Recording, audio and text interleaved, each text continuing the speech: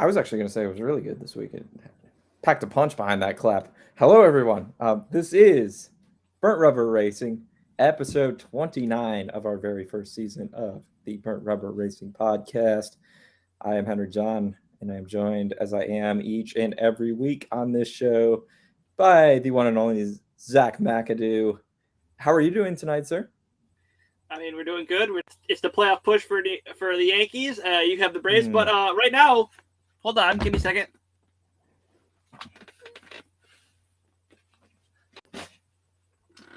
That can wait because it is time to talk NASCAR. The Yankees game is not for a little bit later. Your Braves too, I guess. But yeah, let's get into it. I like it. And go Mariners, by the way, in the AL there. They're trying to break the longest playoff drought in major pro sports. Haven't been there since 2001. I'm all aboard this Mariners train, and they're doing it with a run differential of minus 48. Go Seattle. But like you said, we're talking racing this week, Zach, and I know I'm hyped, as you can see by my shirt here, dressed for the occasion. Talladega, that's where NASCAR is headed this week. So we will be looking forward to breaking that race down, previewing it, giving our picks and our handicap as best we can for what is always a wild track whenever NASCAR visits there. But before we do that, we've got some news and notes to hit and some racing from last weekend to recap, both NASCAR and IndyCar in action. So I guess we'll start with the stock boys like we usually do here, Zach. They were out in the Sin City, Las Vegas Motor Speedway, 1.5 mile oval, produced an exciting playoff race here last fall when NASCAR was there. For the Cup Series, at least, this past weekend, though, cannot say the same as Denny Hamlin wins, really going away. I mean, we can say what we want about that late charge by Chase Elliott. You knew he wasn't going to get there. I mean, come on. But Denny Hamlin plays his cards right. The final stage was all green. There wasn't a single caution. The entire last, 120-some laps, I believe, in the last stage or something? Close to it. Maybe it was just 100. Can't remember. But, yeah, there was only one caution for cause the entire night. And Denny Hamlin wins his second race of the playoffs after not winning a single race in the regular season. So the 11 team is clearly getting hot here at the right time. Your initial reactions to the South Point 400 and Hamlin's first ever win at Las Vegas Motor Speedway, which I thought was a bit of a surprise, but first time for everything, right? Yeah, I mean, not that I ever want to see Hamlin win, but I wish it was a better race for him to win because that was an absolute snoozer. For if I didn't have, honestly, I think I told you this, if I didn't have to write the recap, or maybe I even wrote it in the recap, if I didn't have to write the recap, I wouldn't have even had sound on because you had the Yankees game on, you had Sunday Night Football, you had WWE pay-per-view on, and quite honestly, all three of those probably beat NASCAR entertainment-wise on Sunday. Yeah, it wasn't the most entertaining of races to put it lightly, I guess. It was a tough watch, but it's Las Vegas. I had to stay tuned in there. I kept waiting for something to happen, especially I feel like in that final stage, and it just never seemed to happen. So it is what it is. But in terms of the playoff drivers, big win obviously for Denny Hamlin. He was in a good position coming into the round of 12, right? But now he doesn't have to worry about going out and winning at Talladega or at the Roval. Of course, this being the most unpredictable round of the playoffs in terms of the three tracks you've got. Las Vegas is always a big one where everyone wants to run well, get themselves off to a good start in terms of advancing into the round of 8. Hamlin's certainly able to do just that. Chase Elliott, I said, made that late charge. Never really truly a threat, though, I think, to catch him. He had the better car in traffic, and that was why he was able to make a late run at Denny Hamlin there. But he was second, and Kyle Busch a distant third. Martin Truex Jr., Ryan Blaney rounding out the top 5. So all playoff drivers there in the top 5 for the South Point 400. Then we got your boy there, Zach. Tyler Reddick coming in with a 6th place run, and a run that I think really should have been a whole lot better, if not for the pit strategy there in the final stage. And I get it. You're trying to catch a yellow. I mean, there hadn't been a yellow the whole stage, right? You think a yellow is going to fly at some point. I believe the South Point 400 race trend suggested that a yellow would fly either that race specifically or Las Vegas, last 30 to 25 laps or something like that. But it never came. Austin Dillon stayed out even longer than he did. So both RCR cars kind of on the same strategy, which I thought was a little bit weird to see. But, it's sixth place, great run. No, he should have been comes better. after Reddick's out of the playoffs, but you got to be frustrated that it wasn't better. He was catching Hamlin. I don't understand the logic there. You pit first. You change what Hamlin has because you are on the offense. You're catching him. Hamlin's got to do something to defend you because you are catching him. It makes no sense. And it goes back to the start of the playoffs where you started to question Randall Burnett. I honestly think he's a good crew chief. But come on, these dumb mistakes and dumb strategies are going to cost you. And they did. I honestly believe that they did. They probably cost Tyler at least top 5, if not more. Yeah, I'm right there with you. It was kind of a questionable call, I guess we can say, there for the 8 team down the stretch, to say the least. Still, though, putting together a solid run there. He runs well in the super speedway. So at this point, being eliminated from the playoffs, all the Reddick can do is look to gain experience for next year on these playoff tracks. I think he's a guy that we both are high on moving forward in his young NASCAR career. He should be back in that field of 16 next year. So definitely you still want to go out and run well on these tracks here the rest of the way. No doubt about that. Behind Reddick, Brad Keselowski, who we talked about a lot on last week's show, just given that he really had the best stats, the most career wins of any driver in the Cup Series today at Las Vegas Motor Speedway. He comes in 7th, but it was a quiet race for him overall, only coming home with 35 total points, so didn't do a whole lot in the stages. Kurt Busch rebounds from his struggles after he was eliminated from the playoffs to finish 8th. And then we got Kevin Harvick, Mr. Kevin Harvick in 9th. Kyle Larson rounds out the top 10. Another questionable pit strategy there for Larson, who, he led the most laps in this race, right? Like, he was a guy we were looking to put in. You had him in DFS. We both, when we're picking other guys to win last week, I feel like we were both kind of like, okay, whoever we're picking to win here, it's a value pick, but you still got to go out and beat Kyle Larson. So he was the race favorite for a reason. He led the most laps. His car was coming on, and then questionable pit strategy for him as well gets him mired back in traffic. For him and the rest of the Hendrick Motorsports guys, it was in stage 2, though. What did you see there? Did you agree with the call? I really don't understand why we're staying out under yellow when I know I can't make it to the end of the stage on fuel.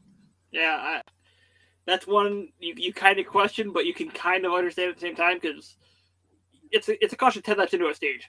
You figure, like with the Reddicks, there'd be another caution in the stage, but you never know. I mean, I probably would have pitted just to make sure you have that insurance and you're not just staying out on old tires. You're not going to run out of fuel the rest of the stage, but I understand what they were doing more than I did with Randall Burnett and Tyler Reddick, but it's still a questionable call now even.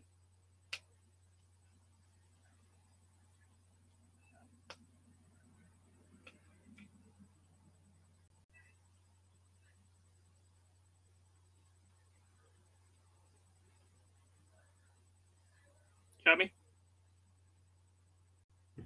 Yeah, I'm just tweeting this out. Oh, God. Flurry Sports is having issues with putting these streams on Twitter for some reason this week. It's not my problem. It's a Zach Bruner problem, but I want to. Hey, you're also not Zach Bruner this week. Just let's point that out. Yes, I changed my name correctly. All right, back to the show here. I agree with you, though, a wholeheartedly questionable call there, whatever Hendrick was thinking in stage 2. I mean, maybe just assuming another yellow is going to come out again, but this was just a caution-free, to put it politely, not so politely, I guess, snooze fest in the South Point 400 this year. These races happen, and it is what it is. Any of those other top 10 finishers, though, that you wanted to discuss specifically? Was there anyone outside of the top 10 who you wanted to throw out there? Because I definitely got a guy I need to bring up to you. And, we'll see. Maybe we might have a little bit of a fun debate, I guess, about him. But no, I'm just ready to move on to this week. All right. Can't just yet, because in my betting column, I had William Byron for a top 3 finish. Tell me the 24 car was not one of the fastest cars out there, and he could not catch a break. Started at the rear of the field, flew through the field, had to go to the rear of the field for a pit road penalty, flew back up through the field, and then has a tire go down, gets on the wrong end of the Hendrick pit strategy. I mean, come on. William Byron should have had that top 3 finish, and you know it because he was the guy you were fading in your DFS article. And, maybe you got the result. How many stage points did he win? Let me look here. He didn't get any second stage. Whatever he got was in the first stage. Yeah, it was only in the first stage because he had to get the free pass at the end of the second. So he only finished the race with 25 points. Only led a few laps. It should have been a whole lot more if he didn't keep having to overcome adversity. And now, as we'll get set to jump into the standings here in just a second, William Byron is on the wrong side as we head to Talladega. He's 4 points below the cut line after going into Las Vegas. On the positive side, as far as looking towards the round of 8. So I need a little bit of analysis and commentary from you on the 24 because maybe just to lift my spirits. I don't know. I'm kind of bummed out that he only got an 18th, as good as that car was. It just feels like it's the way that Byron's playoffs have been going so far, where he had no luck except for Bristol. Something happens. He cut a tire at Darlington. I don't remember exactly what happened at Richmond. Bristol he powered his way to a third place finish. So, and then we have another cut tire in Vegas. So it just seems like bad luck after bad luck for him. And this week, it could be more bad luck, or it could just shuffle him right into the next round. So this is that wild card that no one ever knows, but we'll get into that later. Oh, yeah. It's impossible to know what's going to come when you're going to a place like Talladega. So, Zach, we're going to, I think, bounce back and forth between race recaps and the standings here, kind of keep the series together this week, change up our format a little bit. So, following Las Vegas, Denny Hamlin, of course, he is locked into the round of 8 with his win, and he's still 14 points behind Kyle Larson, actually, just basing it off of points. That is the cushion Kyle Larson has earned for himself with all of those playoff points, all of those stage wins, etc., throughout the course of the season. Larson is 22 points ahead of Kyle Busch, who currently sits third.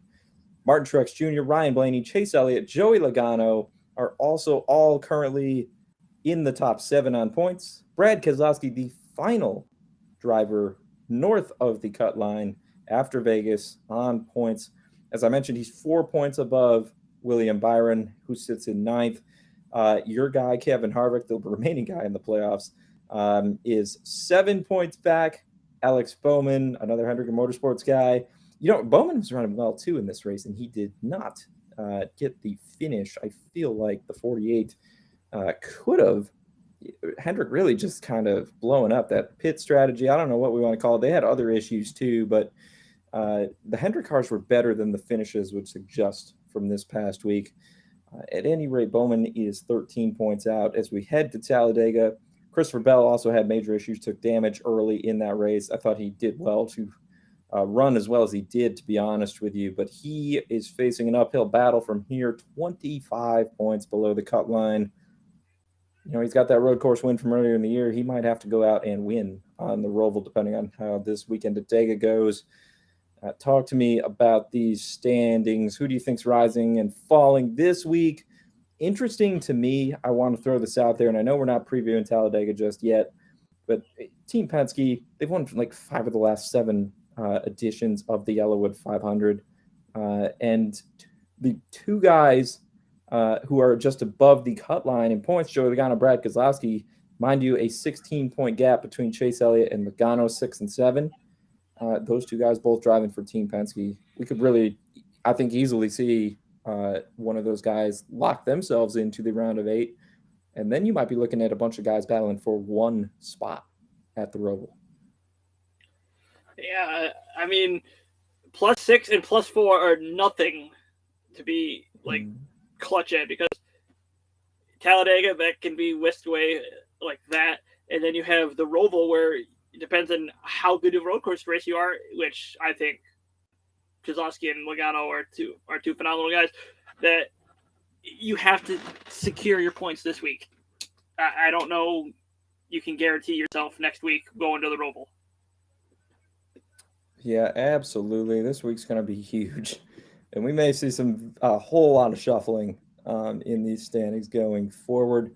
Of the 4 who are below the cut line right now, we still got 2 races left in this round, of course. But the 4 that are below the cut line, if you had to pick 1 or 2 of those guys, I'm going to go with 2 just because we got 2 drivers, close, like you said, 6 and 4 above in Logano and Keselowski. So assuming 2 guys below the cut line right now are going to jump up in there, who do you think it's going to be? I'm going to take the low-hanging fruit. I'm going to just say Byron and Harvick. One, I said last week, pissed off Harvick is not a good Harvick that the drivers want to see. And, well, he wasn't a great result. It was still a good result, get him top 10.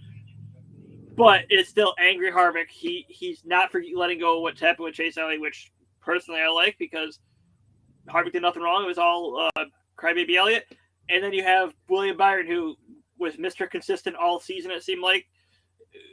Top 10, top 5 all year, and he knows how to get the points and stay up front.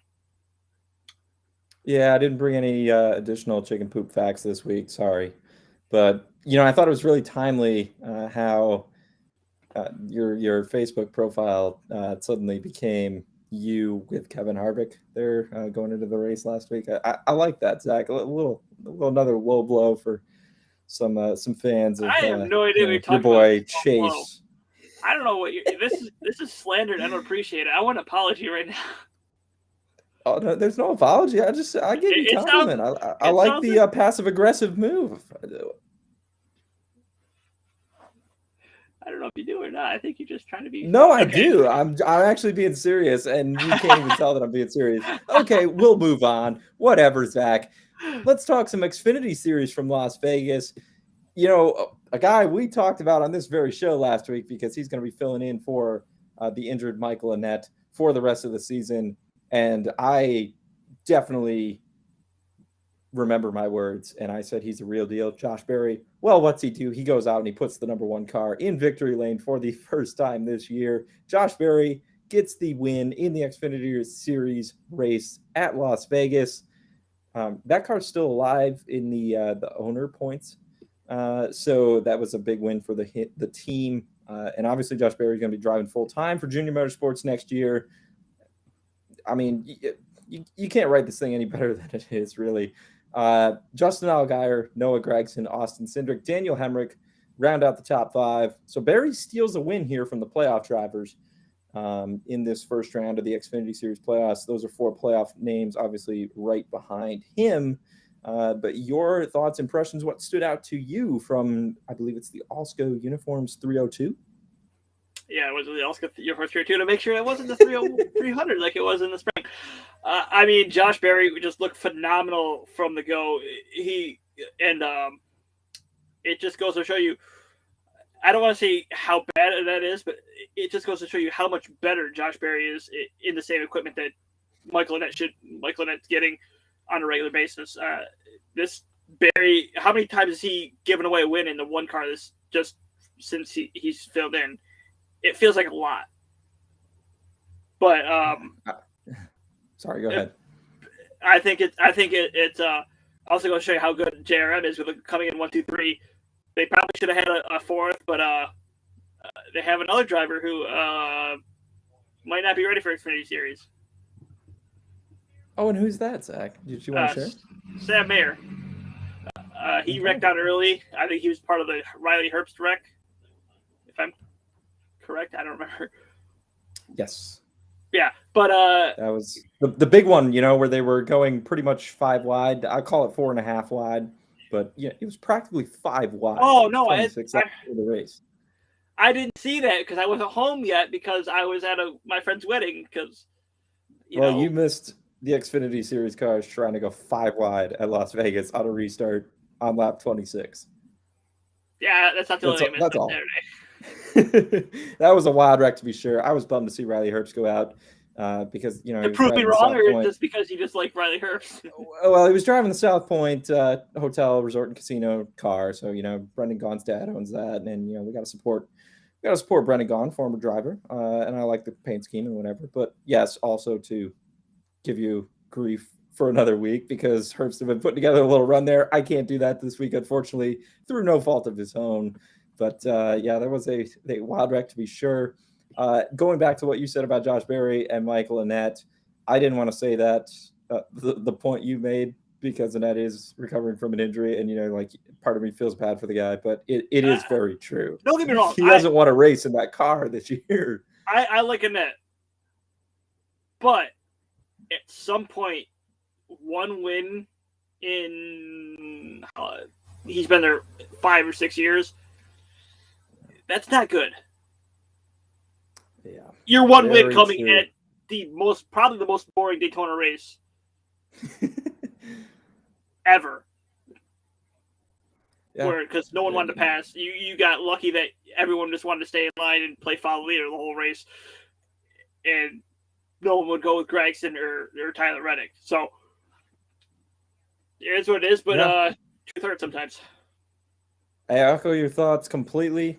I'm very excited to see Josh Berry running full-time in the Xfinity Series next year. Definitely going to say that coming out of this one.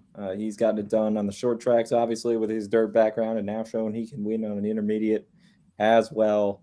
Excited to see what he can do in the series in 2022. Brandon Jones, AJ Allmendinger, Ty Dillon with a nice run there. Justin Haley and Harrison Burton round out your top 10. Ty Gibbs coming in 11th for what it's worth, given his success in the series this year. Figured I'd throw him in there. Zach, as we turn to look at the standings here after this race, so of course, Berry's win means nobody's automatically advanced in the Xfinity Series after Las Vegas. Standings pretty much similar to how they were, I think, coming in. Austin Cindric takes over the lead in points from AJ Allmendinger, though. Then, of course, Dinger behind him. Justin Allgaier, a distant third. Noah Gragson, Daniel Hemrick, Justin Haley, Harrison Burton, and Brandon Jones round out the 8 drivers currently above the cut line in this round of 12. And below it, Myatt Snider, who, man, Myatt Snider had speed in the middle of this race, and it just faded down the stretch for him. Tough to see him come in. Where did he even wind up in this thing? 15th for the 2 car. I feel like their day could have been a lot better. He, after Las Vegas, a full 10 points behind Brandon Jones below the cut line. And then your other 3 drivers all wrecked out in that 4.5 or 5 wide or whatever we want to call it wreck on lap 26. You've got Jeb Burton, Riley Herbst, and Jeremy Clements. Tough break for Jeremy Clements because I do want to see him do well. He's like my Michael McDowell, I feel like, in the Xfinity Series in these playoffs. McDowell couldn't get it done, so I was hoping Clements could. Not a good start for him. All 3 of those guys wrecking out, and they are all, let me do some quick math here. Jeb Burton, 27 back of Brandon Jones, so 27 below the cut line. Riley Herbst is 32 back, and Jeremy Clements a full 36 behind. They've got an uphill battle ahead of them at Talladega and the Roval. What are you noticing in these standings after Las Vegas? Brandon Jones, he's got to watch out. I still feel like Mike Snyder and Jeb Burton could definitely launch themselves up to the front. Burton won here in the spring. He did. It's not out of the realm. He could do it again on Saturday to make sure he gets his spot in the next round. So there's a lot of guys towards the bottom, Haley, Burton, Jones, that need to be careful. Yeah, 100%. Jeb Burton's one to watch out for. Talladega, does Colleague work together, knowing that he has a deficit this weekend? Could you see that happening, do you think? Colleague Racing is like who did you compare him to earlier in the year? They've got super speedway racing down. The DEI of early 2000s, and yes, you are absolutely going to see them work together this weekend. And it didn't matter if Jeb could have won last week with Digger and Haley coming in second and third, and you would still see him run 1, 2, 3 this week. And yeah, absolutely. Good reason. So here's my question for you. With Dinger really sitting pretty on points, and Justin Haley has, let me do more quick math here, A 17-point edge on Myatt Snyder. As the standings are right now, do you see a scenario playing out where they try to make sure Jeb Burton is the front-running Kaulig car at the end of this race to get him into the round of 8, knowing the other two are in a much better position on points right now? I mean, it's got to happen organically. I don't think you can force it one way, and because that's how wrecks happen here. Like, you try to force something that probably shouldn't be done, force it in a hole that you really can't. So, I mean, they would love to do that, but I mean, you can't really plan it that way, I guess. Makes sense. I'm with you. It'll be interesting to see what they do, though, or if there is a bit of an emphasis. Curious to see how the Kaulig strategy masterminds play things out, play their cards at Talladega this weekend. Zach, we got one more race to wrap up NASCAR's weekend at Las Vegas. That was the Camping World Truck Series, their first race of the second round of the playoffs. And we had another non-playoff driver getting the win, Christian Eckes. Shout out, as we both met him at Watkins Glen when we were there together this summer, getting his first career NASCAR Truck Series win at Las Vegas Motor Speedway. Ben Rhodes, Matt Crafton, Johnny Sauter, Todd Gilliland round out the top 5. So only two current playoff drivers. Gilliland, of course, eliminated in the first round. Two current drivers in that top 5. So a bit of a shakeup, perhaps, in the standings for the trucks following this race. What did you see in, what was it? And I'm not even going to try and get the name right because it's not. Trucks in Vegas. That's it. I think it was a Victoria's Cure or something. It was actually for a good cause. But yeah, anyway, your breakdown. Creed didn't look good at all night, and it shows because he's now bottom 4 in the standings. Ben Rhodes almost got there. It looked like he had a run, but just as he was starting to make a move, it looked like the caution came out, and it did. So, and that's what cost him a chance to win and a finishing second. You'll take that if you're Ben Rhodes, because now you're leading the points going forward. You need the points because, like we said, Dega's this week, and I don't know what's next for them. Is it Kansas next? Because they don't have the Roval. That is a good question, and it is Martinsville, because this is they have those next 2 weeks, right? 3 weeks. Yep. And then it'll be the championship for at Phoenix. Yeah, so you want them points going forward because you don't know how Martinsville is, and you definitely don't know how Talladega is going to go because one false move because of a guy that doesn't know how to drive, and you're out of the race. You get collected in it. Yeah, there are a few guys like that in the Truck Series. Not gonna lie. This is only the second Super. They're learning, yes. So I mean, you can't really fault them because it's developmental series for a reason. Mm-hmm. I was just being honest there, right? It's only the second Super Speedway race the trucks will run this year too. The first one, of course, coming back season opening weekend at Daytona. They were not at Talladega in the spring. They were not at the second Daytona weekend in August. So they don't do this racing a whole heck of a lot compared to the other series either. So that's worth noting. To your point, 4 playoff drivers finishing 29th or worse at Las Vegas, Zach. Zane Smith, 29th. John Hunter Nemechek, 33rd. Chandler Smith, 35th. Sheldon Creed, 36th. The last 2 DNFs for the race. So who would have thought we'd see Sheldon Creed on the wrong side of the cut line based on the first round of the playoffs that he put together? But as we turn over to the standings here, Ben Rhodes, the leader. John Hunter Nemechek, 6 back. Stuart Friesen, 25 behind Rhodes. Matt Crafton, 29 points back. And Sheldon Creed, 5 points below the cut line. Matt Crafton is the last driver in the good right now. Carson Hocevar, 16 back. Zane Smith, 19 back. And Chandler Smith, once again, is going to have to do some digging after his win at Bristol put him into the round of 8. He is a full, oh man, come on, Henry, math, 24. Did I do that right? Yes, 24 points below the cut line. So your analysis of those standings, I think Creed's, kind of the low-hanging fruit if I'm going to make you say absolutely. two guys below the cut line who are going to jump up in there. But the other three names that are interesting, obviously Zane Smith's a guy I've pumped up on this show before. I like the potential I see in him as a driver. Chandler Smith was a hill to climb. Carson Osfar's a Truck Series rookie. So I'm going to make you pick two, because you're not just going to get away with saying, yeah, Sheldon Creed's going to jump up in there. You got to pick another one to overtake Matt Crafton, Stuart Friesen. They're the two closest to the cut line here for sure that are currently in the good. All right. We'll just Creed. Obviously, we're gonna. No, do I have to explain that one, or can we just move on?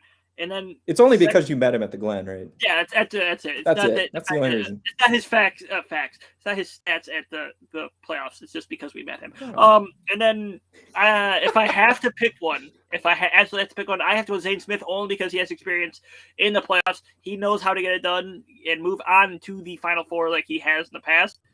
So don't count out Zane Smith, even though he's 19 points down and probably needs to earn some of those points back this week. Love it. Andy's in GMS, same team there as Creed, so why not? Yeah, I'm pretty sure they're going to work together. You're going to see the 2 and 21 work together, try to get to the front, get the most points that they both can get, and move on, hopefully. Absolutely. That's, this could be a race this week. He's a veteran driver, but Stuart Friesen, just being a single truck team there and running his own show, he's not going to have that teammate help that the GMS trucks are going to have, that maybe KBM trucks in Nemechek and Smith, they're working together. So it'll be interesting to see, kind of how that shakes out for the trucks, knowing they only run 2 of these super speedway races each year for sure. Zach, we got one more race to conclude our recap section here from last weekend. This time it's open wheel, though. We're done with NASCAR. IndyCar concluded their 2021 season last weekend with the Acura Grand Prix of Long Beach. Colton Herta gets the race win. Joseph Newgarden and Scott Dixon earned podium finishes.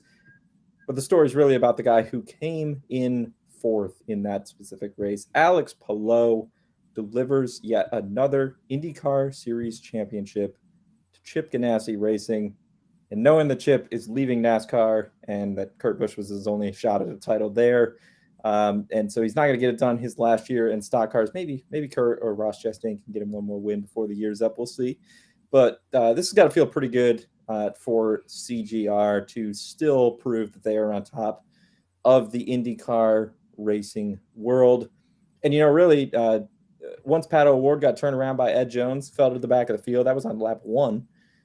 Ed Jones did get a penalty for it, but that just completely messed up O'Ward's track position. And he would eventually be a DNF as a drive shaft broke as a result of that contact.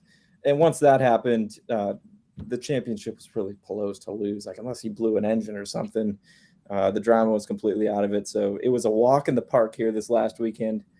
And Palou was not leading the points as little as 3 weeks ago. So crazy stuff here. Congrats to Alex Palou. Your thoughts, your recap, your breakdown, whatever you want to give us from the IndyCar season finale and Alex Palou's championship. I'll keep it short and sweet. CGR is usually a good horse to bet on winning the championship, and they did it again.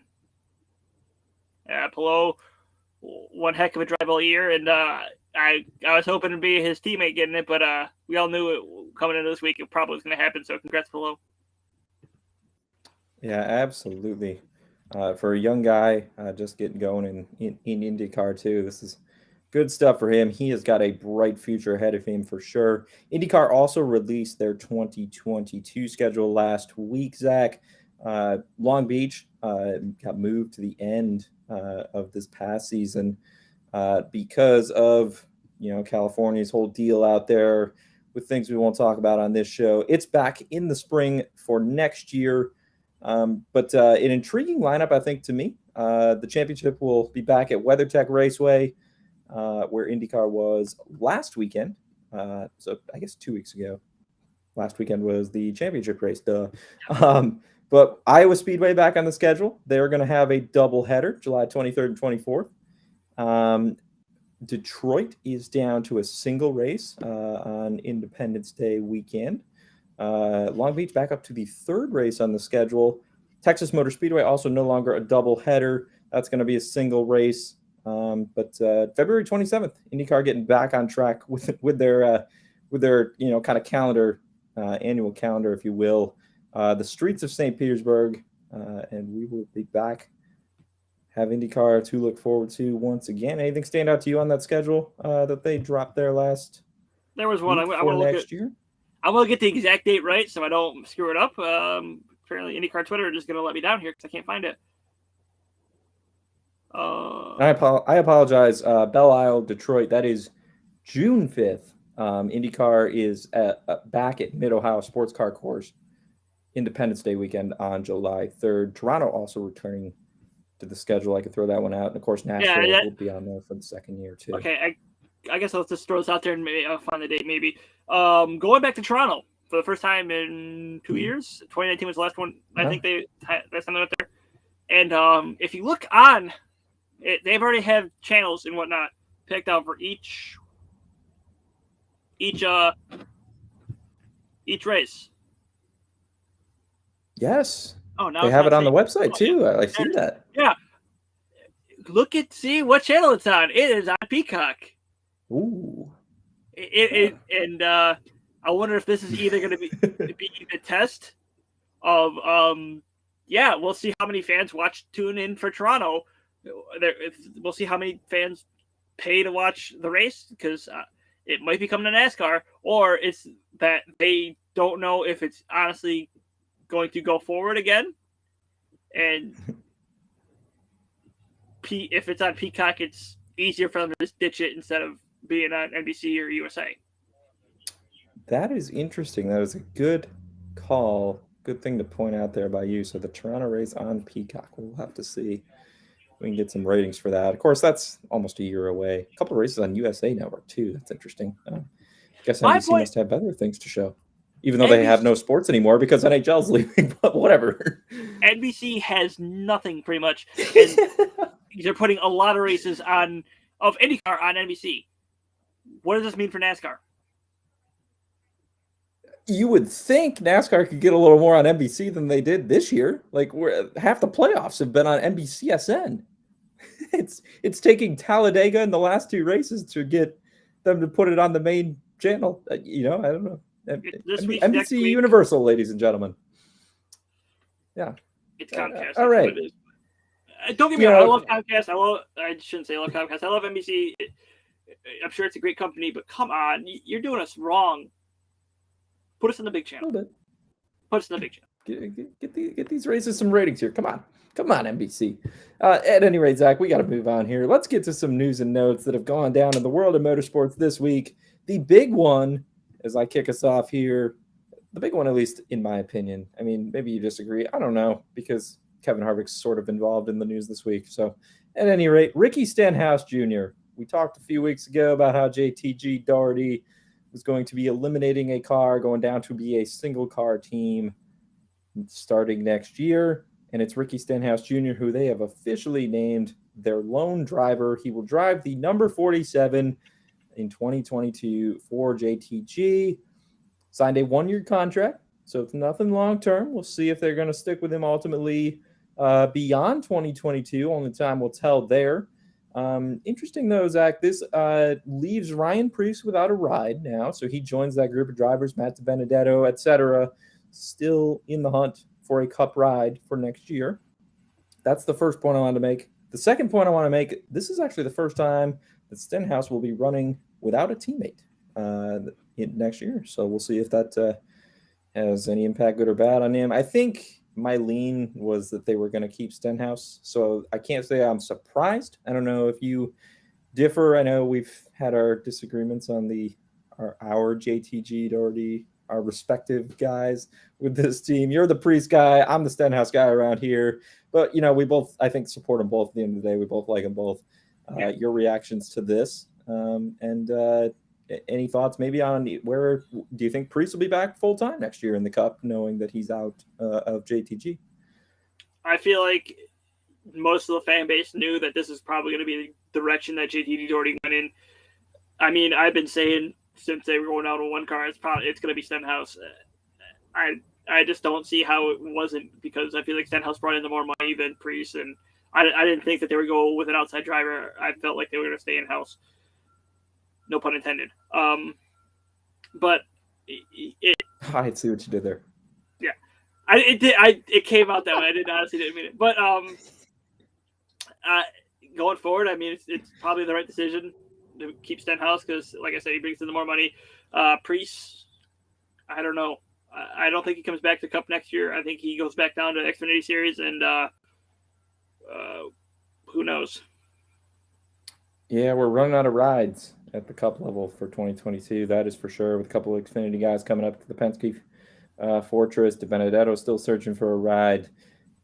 You know, I got to be completely honest. I think Matty D gets a ride over Ryan Preece for those teams looking for a driver at this point. That's just my opinion, but you know, maybe I'm wrong. Who knows? No bias. Yeah, no bias. He just lifts weights like I do. Zach, what other news did we have this week? I know that was the big storyline, but we got a few That's other the big storyline. As I actually looked at the rundown this week, let me so cut we can you bust off. these out. Let me cut you off. I don't know how you say that's the big storyline with oh no, Stenhouse. You're going to disagree? Yes, immediately. We have trucks and Xfinity schedules that were released either yesterday or the day before, and we have one standalone event in the Xfinity Series next year. They are going to Portland. Xfinity's going to Portland.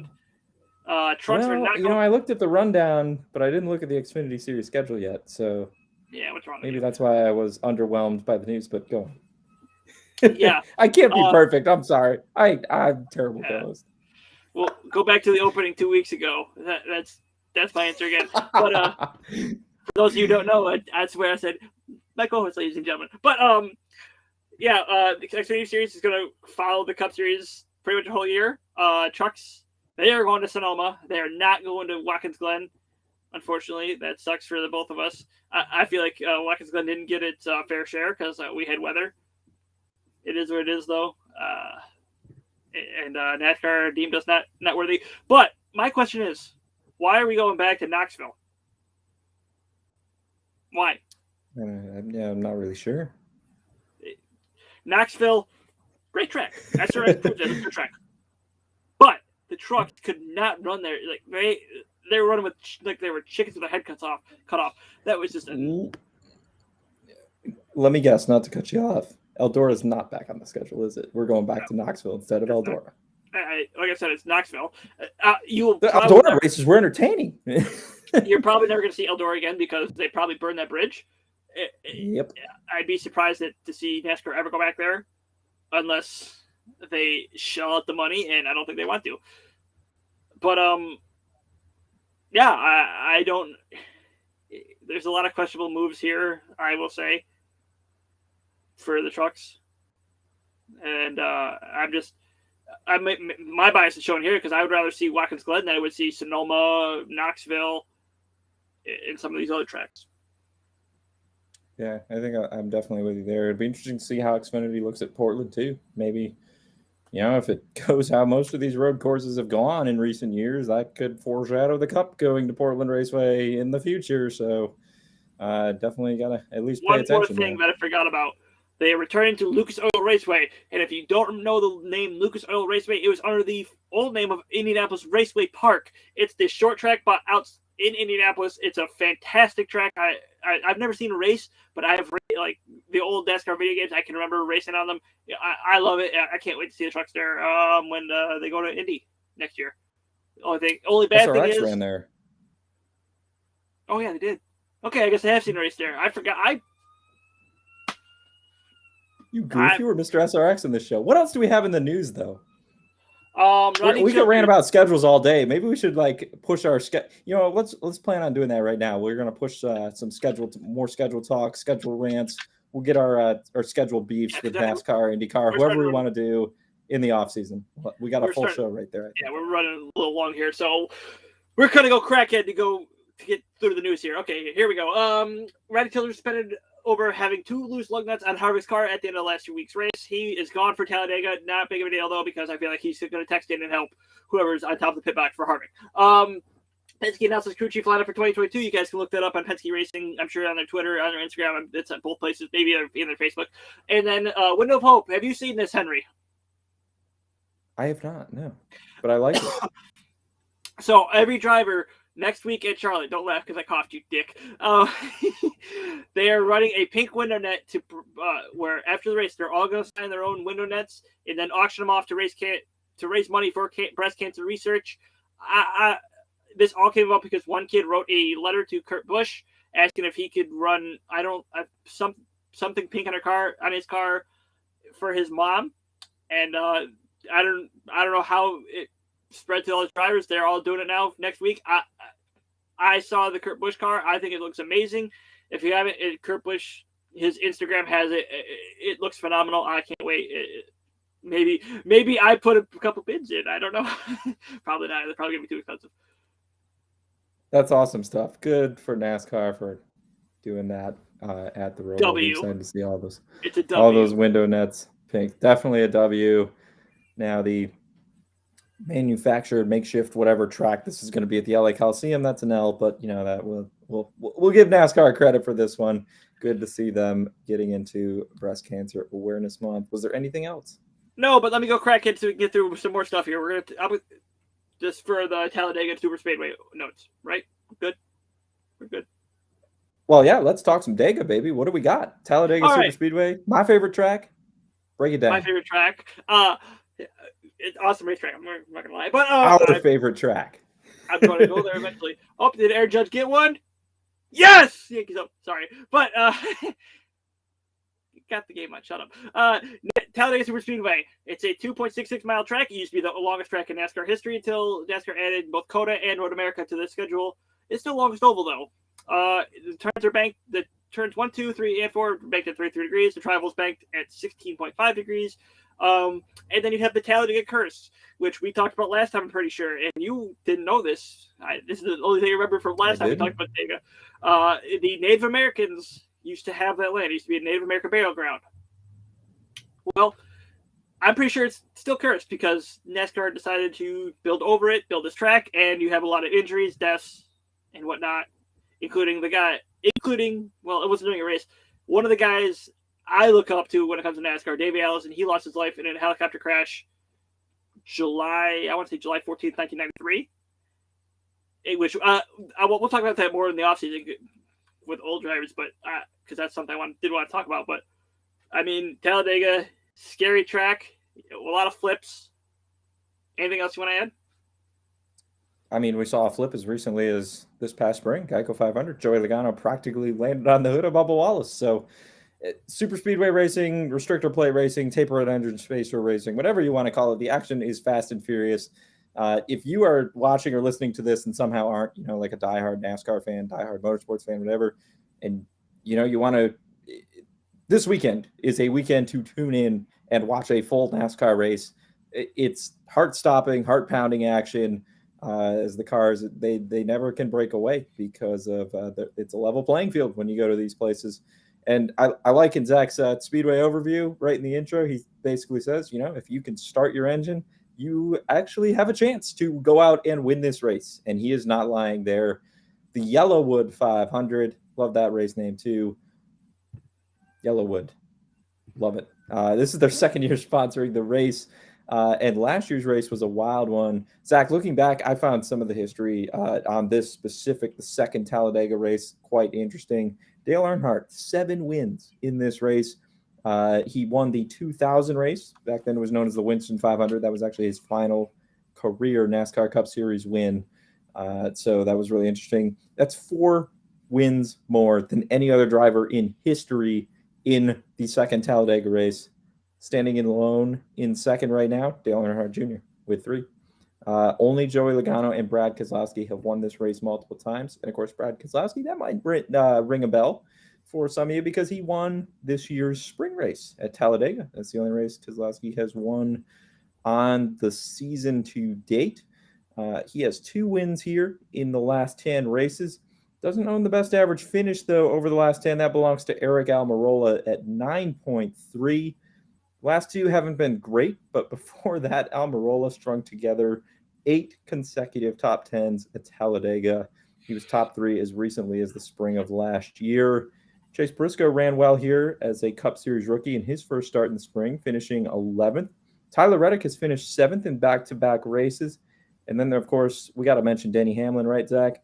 Won last week in Las Vegas, second win in the playoffs. He's got plenty of momentum coming into this thing.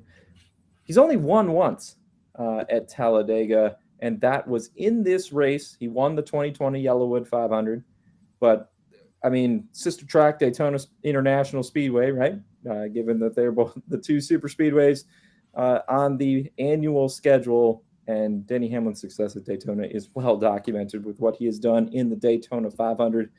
He knows how to drive these tapered spacer tracks better than anyone. Average finish of 11.4 for Hamlin. He was 32nd here at Talladega in the spring. Got caught up in a wreck, but the 3 races prior to that, 3rd, 4th, and 1st. So there you go. That is pretty much what I had on average finishes that I wanted to highlight. Of course, handicapping these races is always tough because it is such a level playing field. But that being said, it's not a total crapshoot. We're not like totally stumbling through the dark here when we're throwing out these picks. There are drivers who run well at these places. There are drivers who finish well consistently at tracks like Talladega and Daytona. And those are going to be the guys that we're looking at. And Zach has a very interesting strategy for DFS that I'm hoping he remembers to mention on the show when we get there.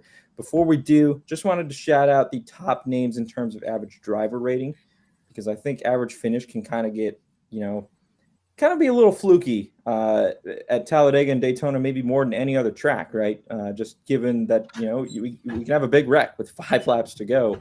So driver rating tells you a bit more about how guys run during a full race. Joey Logano, 104.8. He is the clear leader when it comes to average driver rating since February of 2018. So that would be the last, 7 Talladega races. Second in average rating behind him is his Team Penske teammate, Ryan Blaney, 95.9. Kurt Busch, and then the third Penske driver, Brad Keselowski, Eric Almirola, round out your top 5. Then we got Tyler Reddick, William Byron, who we talked about him being below that playoff cut line. He needs a good run. Chase Elliott, Cole Custer, Kyle Busch. Those are your top 10 in average driver rating. And Denny Hamlin's 11th, so he's not far back there either. Any thoughts on those stats, or are we ready to look at some DFS pricing? And you got to tell us your strategy for picking this week, and about where guys like to run here, because I think that could be huge. Just looking at points that guys are able to gain or lose. Yeah, you got to know who runs up towards the front. That's pretty much it. Because they might get caught up in a wreck, but I mean, they were still up front. They know how to get to the front, so it's not like you won't be able to do it again. Now, here's my question to you. How do the playoffs change that, right? Because we look at a guy like Kevin Harvick, who, I think at super speedways, he's not afraid usually to run around in the back, ride around in the back, if you will, and make his way to the front. Later in a race, he's below the cut line right now. So he's going to have to make his way up there, or at least try to, twice before the end of the race to try and score some stage points. So you got 12 playoff drivers gunning for stage points. Do you necessarily value them maybe a little bit more when it comes to DFS for that reason, or not a big deal? I don't think it's a big deal. I think you don't get points. You don't get stage points for what they do.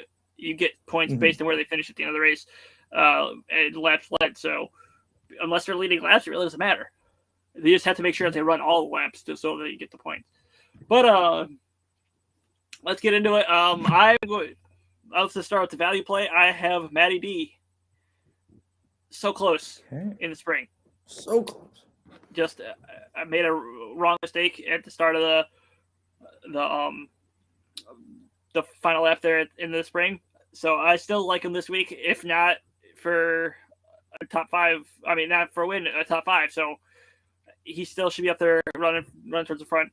And then my pick this week, I like Brad K. I like Brad Keselowski to sweep this year. I know he wants to get Penske another win, and not only for him, but because Roger gave him a shot.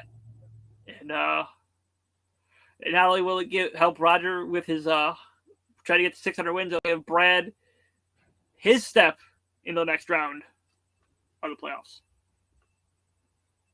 I like it. Good stuff. Brad Keselowski, $10,000 in salary. Matt DiBenedetto, $6,800 as McAdoo's value play here on the show.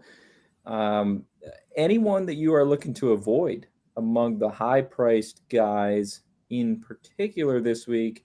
I feel like, Talladega is a track where you can really try and find some good meat on the bone, if you will, with those mid-price guys, because a lot of them know how to run super speedways. They just might not be on the flashiest teams or whatever. DiBenedetto doesn't have a good average finish, but man, he knows how to get around this place, and he knows how to race on super speedways. Talladega in particular for him.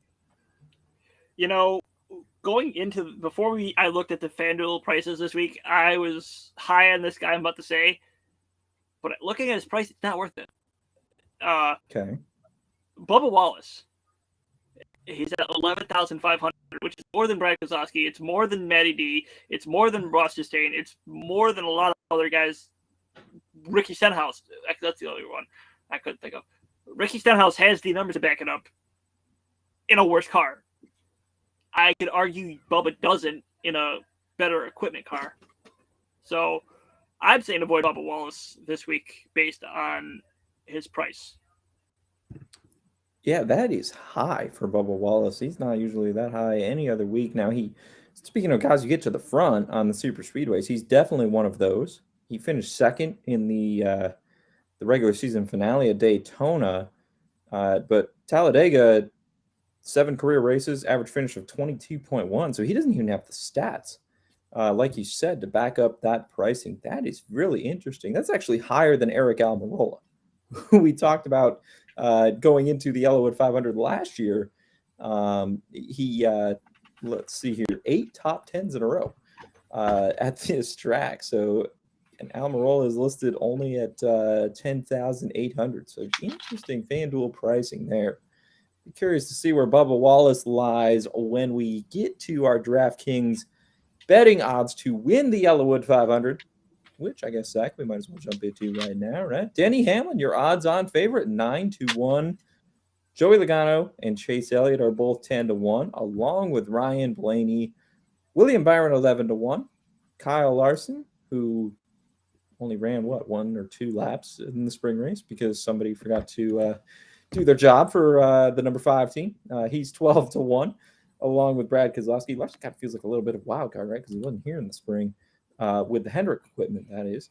And then we got Kyle Busch and Kevin Harvick, 15-1. So longer odds here this week amongst the favorites, but given the even setups, the level playing field that Talladega package creates, that is what we've come to expect.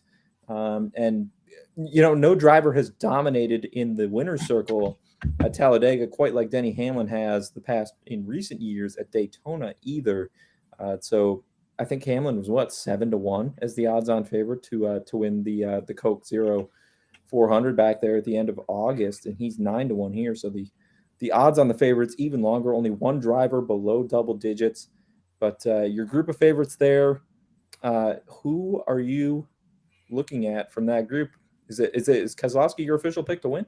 Yes, but one more thing. I feel like if you usually look at all the betting picks, like the odds for everyone, it looks like they're going from this every other week to like this. Like they are as much closer together as we'll see in a little bit. Yeah, 100%. So, while the favorites have longer prices, to Zach's point, the long shots have shorter prices because, as you said in the article, and that's like my favorite line of the week, I think, so far, if you could start your engine, you have a shot to win this race. So let's keep going here on the odds board. We're going down to guys longer than 15-1 now. Alex Bowman in the playoffs. He needs a good finish after last week, 18-1. Eric Almirola, there he is, 20-1. That is an enticing price. Kurt Busch, 25-1, along with Austin Dillon, Martin Truex Jr. There he is, Bubba Wallace, and Matt DiBenedetto, and Tyler Reddick also in there at 25-1. So a lot of guys there. Christopher Bell, Ross Chastain, Justin Haley. He's not driving 77 for Spire Motorsports this week. He's driving Colleague Racing 16 car. That's the car he's going to be in next year full time. Casgralla finished 6th at Talladega in the spring, driving that same car for Colleague. All three of those guys are priced at 30-1. That was a lot of names in that tier, Zach. I guess we'll call this the second tier. We'll throw Ricky Stenhouse Jr. in there too at 35-1. Why not a name or two from these? I guess what do we call it? The value tier most weeks. Yeah. Why not? Why not Double A? He's got to win in this year. He's out of the playoffs, unfortunately. He's won here before. Double A knows how to run the super speedway tracks. Why not do it again? And okay, bias, I don't care. I'll take my boy. He's gonna get it done, I swear. Why not here? He's won a stage here before, which I remember texting you, be like, can they just call it after the first stage because they've been rated a while, and just give it to him. But no, let's get it legitimately this time. And let's say hey. All right, so Almirola and Reddick for you. I like the Almirola price a lot. Shout out to Ron in the chat. I don't believe there is a football stream tonight. I do know for a fact that myself, Jake Senholz, and the coach, Kevin Schroeder, are doing Fantasy Start Sit for the weekend games for week 4. That's tomorrow, 7 o'clock Eastern, 6 o'clock Central. Come check us out then. We'll be doing about an hour-long show. So if you want to pop in and watch us there, or you can keep listening to us talk racing because we do this each and every week. And this is the race you want to watch. Zach, what do you got? Real quick, because I almost forgot about this. I did want to bring this up. Okay. We are facing each other in Dynasty this week, boy. You ready to get your ass kicked? Oh. Yeah, we'll save my response for getting off the air. I don't think my Dynasty team's doing that good. You're 0-3. Yeah, I'm more focused on the Pirate League. Anyway, we got to keep going here. Let's get through these odds. Eric Jones, Ryan Newman, Chris Buescher, Michael McDowell are all 40-1. Michael McDowell 40-1, Zach. I don't know. As we get down to the long shot section here, Daniel Suarez, Ryan Preece has good stats at Talladega. Cole Custer, Chase Briscoe, mentioned he finished 11th here in the spring. They're all 50-1. We got Corey LaJoie. Wouldn't you love to see it? 60-1. I mentioned Justin Haley's not driving the 77 for Spire this week because he's driving for Collie. The man driving that 77 car, Justin Allgaier, is at 70-1. Anthony Alfredo is 100-1. And if I remember correctly, which I'm not seeing Anthony Alfredo, there he is. He finished 12th here in the spring. I mean, it's a long shot for a reason, but he survived that race. He hasn't been terrible in the super speedway races this year. Now Daytona, the second Daytona race for him got thrown off a little bit with an early pit issue. So he never recovered from that, but he's 100-1. Landon Castle, he is driving for the Gaunt brothers, 200-1. They had speed at Daytona. They were keeping up with the draft. Cody Ware, 400-1. And then we got all the RWR boys. We got MBM Motorsports down there. We got BJ McLeod. But the longest odds to win this race, to your point, Zach, from earlier, 500-1. So we can talk about how those odds are condensed. And like you said, if you're starting your engine, you got a shot to win this race. I wouldn't put it past the Gaunt brothers to go out and win a race, but we got a long list of long shots here and a lot of varying degrees of prices. You got $1 or $2 in the dreams for us this week? Michael McDowell is the first one, and he had shorter odds. I wrote another article for I'll just say it, Trainer Sports, and it's up on their site if you want to go read my race preview with all my picks. Shameless plug. I had Michael McDowell as my underdog. I was going to put him in as a long shot until I saw he had 41 odds. I was like, okay, it's not really a long shot. It's more of an underdog pick. So like, okay, we got to move him up. And then my long shot pick was Daniel Suarez. If you remember back to Daytona 2, he had that run. He kind of got hit by Kurt Busch and sent him around, caused the big melee there at the end, and ending the race, saving Reddick. Maybe. Yeah, don't count out Suarez. I feel like he could be due, and maybe you're right. Trackhouse gets a win. Yeah, Daniel Suarez had a run of nice finishes back earlier in his Cup Series career here. He's 23rd in the spring, but that was a wild race. Could have easily been better. So I like that call there for sure. Does Cody Ware have a shot? I mean, he's going to get his engine fired, I'm assuming, on Sunday. 400-1. Is this the week to tell people to go out and put $1 on Cody Ware instead of Venmoing it to you? If you want to waste your money, go ahead and bet Cody Ware. That's all I'm going to say. Okay. I might prefer to waste it than give it to you, actually. Yeah, no, I knew. I wouldn't. Yeah, not to be an ass or anything, but yeah. So, top 3, top 5 odds, top 10s kind of mirror the odds to win. I'll have a few of those plays for sure in the betting column when it comes out on FlurrySports.org tomorrow or Saturday, whenever it goes up. Zach will have more DFS plays and avoids in his column when that comes out. Zach, I wanted to look at a few driver props, though, quick. We'll start with this. Matchups. Chase Elliott versus Kevin Harvick again. Chase Elliott minus 150, Kevin Harvick plus 120. How can you lay minus 150 with anyone at Talladega? Because Elliott has a win here and Harvick hasn't won here since 2010. I don't care. Elliott gets caught up in a wreck on lap 9. See what I did there? And he's done.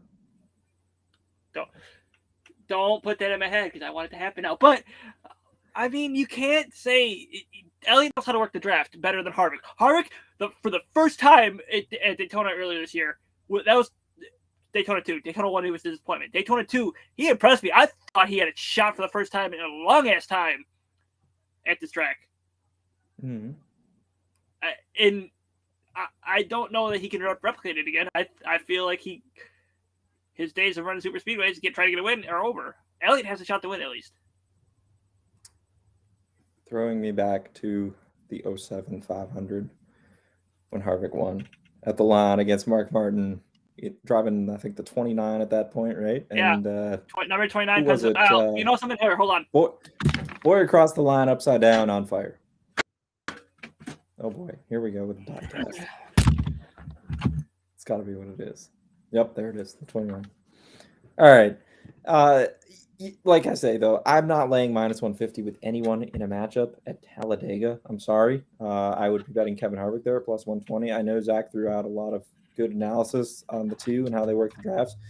Chase Elliott, he kind of screwed up, though, at Daytona, though. So you can say he works it better, but does he know how to throw a block when he gets to the front? I don't know. Sure didn't there. I was there in person to witness it. So just saying. Go back and watch Harvick from last year's Dega 1 race. That was horrible. Stop trying to undermine my points here. Looking at the rest of these head-to-heads, though, it's pretty even. And, that's kind of what you would expect at a track where the playing field is leveled off and more even than it is most other weeks. So you're looking at a lot of minus 110 versus minus 110, maybe a minus 115, minus 105. There's a couple. Ryan Blaney against Alex Bowman. Blaney, again, laying minus 150 there. I don't know how you get excited about taking Bowman plus 120. Just given, Team Penske, they know how to run these super speedways. And the stats for all three of their drivers speak for themselves. There is one that you might be interested in here, just given on what you said with your long shot pick. Daniel Suarez, even money head-to-head against Ryan Newman at minus 120. You willing to go there? Not worth it. I think I might hedge my bet and go with Newman here because we've talked a lot about how good Newman is here. And we're pretty sure Newman doesn't have any races next year. We don't know if he has any plans, so this might be Newman's swan song season, and why not give him one last win not at the place where you almost died, but it's sister track. Yeah, this might You're be laughing at a guy almost dying. That's messed up, man. The way you said not at the place you almost died. Shut up, Zach. You're a cruel soul. This is probably Newman's last opportunity, realistic opportunity, I should say, to win a race. If this is indeed his final year in NASCAR Cup Series full time, so it'll be interesting to see what he goes out and does there. Really, though, I think for how unpredictable Talladega is, there's just not enough meat on the bone with the head-to-head odds to get me really excited about playing any of them. What we can get excited about, though, Zach, is some group betting. And we have got a couple of interesting groups this week. We got to do Group F like we always do. You know what? I'm going to just throw this one at you. A through E. And that'll be the other group we do. Now you're on the ship. All right. We doing all of them or just which one you just have? Name a letter, A through E. I'll go E. E? All right. So E. Oh, of course you went E. Tyler Reddick, your group favorite at plus 250. Christopher Bell, we talked about him and where he stands in the current playoff standings. He needs a good run this week. Plus 275, along with Ross Chastain, who Ross Chastain knows how to super speedway race, if anyone's been paying attention. And then we got Justin Haley. Again, remember, he's not driving for Spire. He's driving the number 16 for Colleague. He knows how to super speedway race, maybe better than anyone in this group. And he's the group long shot at 3-1.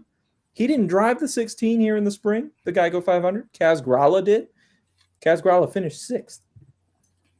I have a really hard time passing up Justin Haley at 3-1.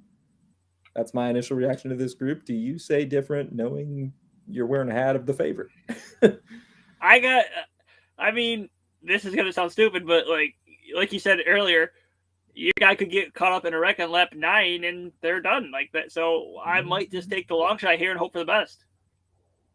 All right. So Justin Haley, that one might actually make the column for me this week. I'm glad you put me on to Group B right here on the show because, man, I have a hard time passing that up. Group F, as we always do to wrap things up here, Ricky Stenhouse Jr. just got his new deal with JTG as we discussed this week. He's your Group F favorite, plus 260. Behind him, Eric Jones plus 270, Ryan Newman plus 280. Just talked about him. Oh, and Michael McDowell plus 290. Another long shot that I am going to have a really tough time saying no to here. But I will say the difference for me between Group F and Group E, as good as Michael McDowell is at these type of tracks, so aren't Stenhouse and Newman. What are you thinking, Zach? Honestly, I think I go McDowell because, as I pointed out in another article I wrote, McDowell has a 1.5 average finish this season on Super Speedways where he finished. Barring something going wrong with that car that happened mechanically, I think it's what happened at Daytona. He should be fine. Yeah. He should be up towards the front, running probably just as good as Daytona or Talladega earlier this year. So I think I go the plus 290 guy. I think I'm right there with you, to be honest. A couple long shots there that are really tough to pass up for sure. I do want to throw out really quick team odds to win the YellaWood 500. I think Team Penske is the one that you would most want to look at taking a bite of. Probably, right, Zach? Am I guessing correctly, knowing you picked Brad Keselowski? They're plus 360. Hendrick is interestingly the favorite at plus 290. Gibbs, 4-1. They've only won this race twice. Denny Hamlin, the second time when he won it last year. Stuart Haas, 7-1. RCR, 14-1. Chip Ganassi, 15-1. Roush Fenway, 22-1. JTG Doherty, 25-1. 23-11, 25-1. Wood Brothers, 25-1. Colleague, only 30-1. And then you got Front Row Motorsports, which would be Michael McDowell, 35-1. I don't know, do we want to throw Spire Motorsports in there? Also 35-1. Team Penske plus 360, though. 5 of the last 7 YellaWood 500s have been won by Team Penske, going back to 2014. And, of course, Keselowski won here in the spring. You picked him to win the race. Would you also consider betting Penske at those odds, or was there another team there, those team odds to win, that you might take a stab at, maybe further down the board, perhaps? I think you go Penske. Besides, if you look at ignore Keselowski for 2 seconds here, Blaney knows how to run here. He's won a lot of Talladega. Joe Logano knows how to run very well here. I mean, these are probably the 3 best. Maybe if you include Hamlin in there, they're the 4 best Super Speedway drivers in Cup right now. Am I wrong? I mean, you have no. Those are the McDowell maybe, but if he had better equipment, maybe I'd still think he'd 1 win is not suffice to push him in there. I mean, Blaney has like 2 or 3 now. So. And I think the other difference too, like McDowell, Anthony Alfredo's his teammate, and then you got Hamlin. Now I'm curious to see what the other Gibbs drivers do, knowing all of them are in the playoffs for this week's race specifically.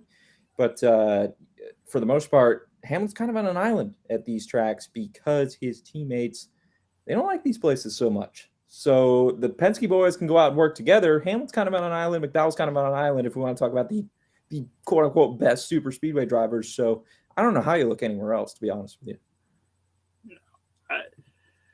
Something about Hamlin is just he gets away from the Toyotas, it feels like. And this is a place where you usually pit with either manufacturer. Like you see the Chevys go with Chevys, Fords go with Fords. Something about Hamlin, he just always breaks away and gets ahead of the other Toyotas. Yeah, absolutely. I think that'll do it as far as betting odds for the YellaWood 500.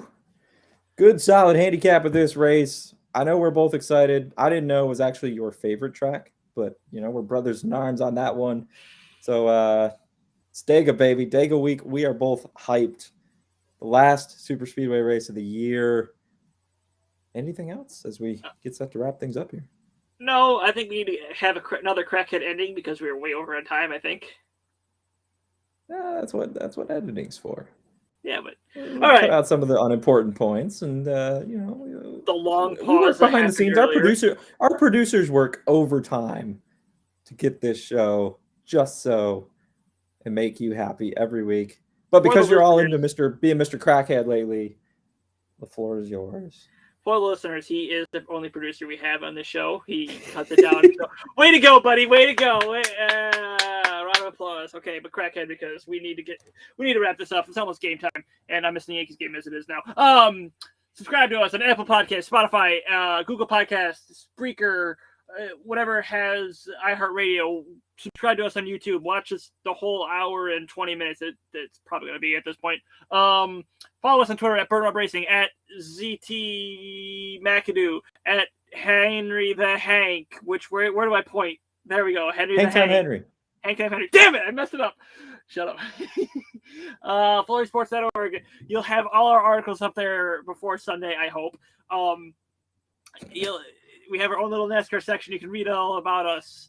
Not about us, but our articles that are up there. Read about us.